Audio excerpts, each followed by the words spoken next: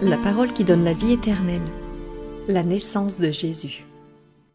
Je revois l'intérieur de ce pauvre refuge de pierre où Marie et Joseph ont trouvé asile et partagent le sort des animaux.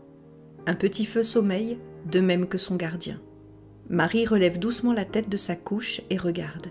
Voyant que Joseph a la tête qui tombe sur la poitrine, comme s'il réfléchissait, elle pense que la fatigue a triomphé de son désir de rester éveillée.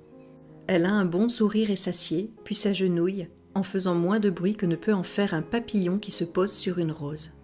Un sourire heureux sur le visage, elle prie.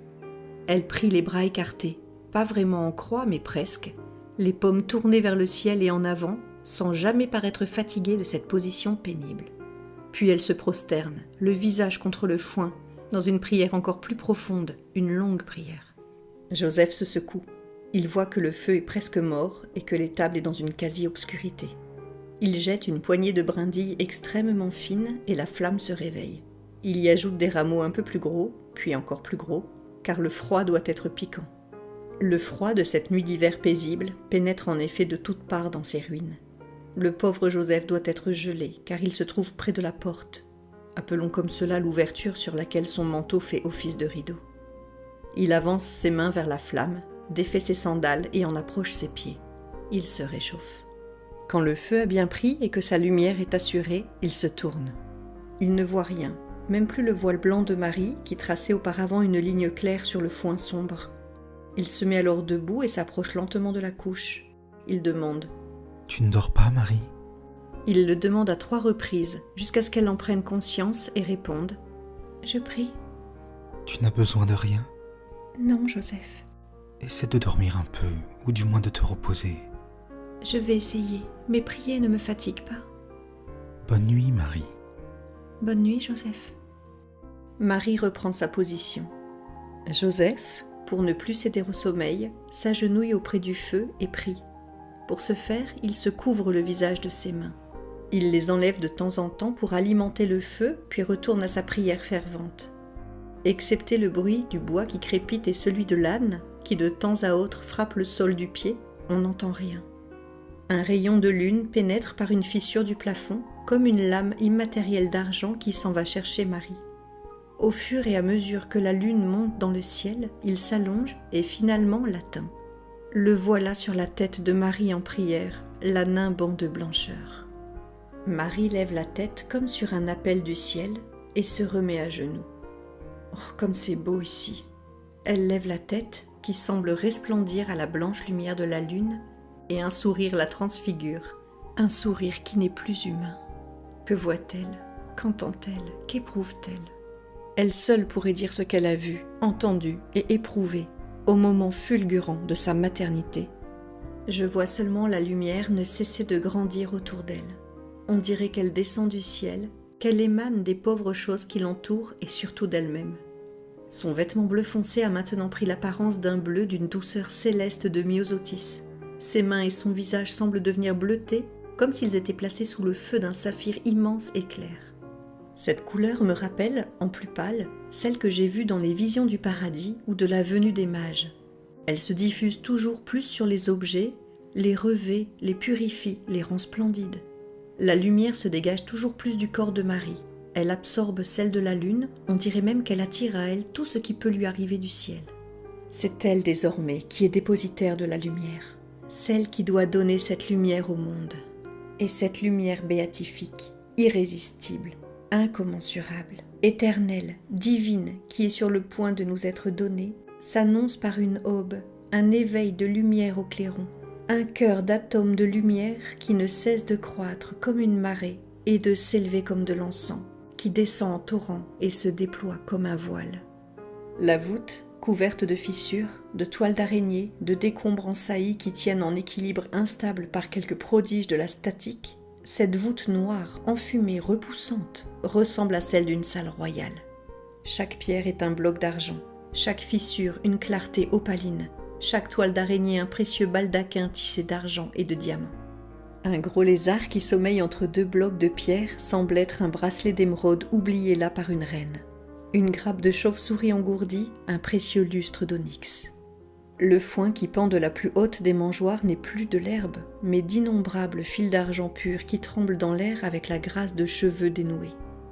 La mangeoire inférieure, en bois sombre, est devenue un bloc d'argent bruni. Les murs sont recouverts d'un brocart où la blancheur de la soie disparaît sous une broderie de perles en relief. Quant au sol, qu'en dire ? C'est du cristal illuminé par une lumière blanche. Les saillies ressemblent à des roses de lumière jetées à terre en signe d'hommage, et les trous à des coupes précieuses qui dégagent arômes et parfums. La lumière ne cesse de croître, l'œil ne peut la supporter. Comme absorbée par un voile de lumière incandescente, la Vierge y disparaît, et la mer en émerge. Oui, quand la lumière redevient supportable à mes yeux, je vois Marie tenant son fils nouveau-né dans les bras. C'est un petit bébé rose et potelé qui s'agite et se débat de ses mains grosses comme un bouton de rose et de ses petits petons qui tiendraient bien dans le cœur d'une rose. Il vagit d'une voix tremblante, exactement celle d'un agneau qui vient de naître, en ouvrant une bouche qui ressemble à une fraise des bois et en montrant une petite langue qui tremble contre son palais rose. Il bouge une tête si blonde qu'on la croirait sans cheveux, une petite tête que sa mère soutient de la paume de sa main tout en regardant son bébé. Elle l'adore en pleurant et riant tout à la fois et s'incline pour y déposer un baiser, non pas sur sa tête innocente, mais au milieu de la poitrine, là où son petit cœur bat, et cela pour nous, là où un jour se trouvera la blessure. Sa mère la lui soigne par avance cette blessure, par son baiser immaculé. Le bœuf, réveillé par la clarté, se lève dans un grand bruit de sabots et mugit, et l'âne tourne la tête et braie.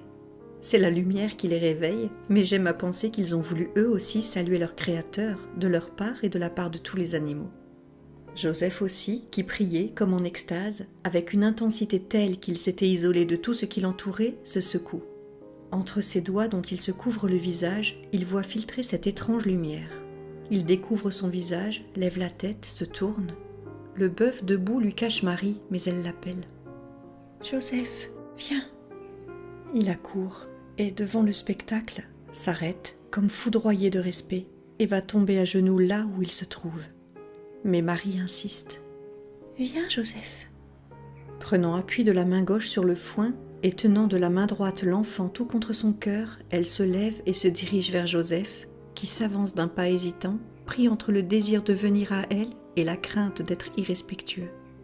Au pied de la couche, les deux époux se rencontrent et se regardent en pleurant de bonheur. Marie dit « Viens, offrons Jésus au Père. » Tandis que Joseph s'agenouille, elle, debout entre les deux troncs qui soutiennent la voûte, élève son enfant dans ses bras et dit « Me voici, c'est pour lui, mon Dieu, que je prononce ces mots. Me voici pour faire ta volonté, et avec lui, moi, Marie, et Joseph, mon époux. Voici tes serviteurs, Seigneur. Que nous fassions toujours ta volonté, à tout moment et en toute occasion, pour ta gloire et par amour pour toi. » Puis Marie se penche, offrant l'enfant à Joseph, et dit « Prends-le, Joseph. » « Moi ? À moi ?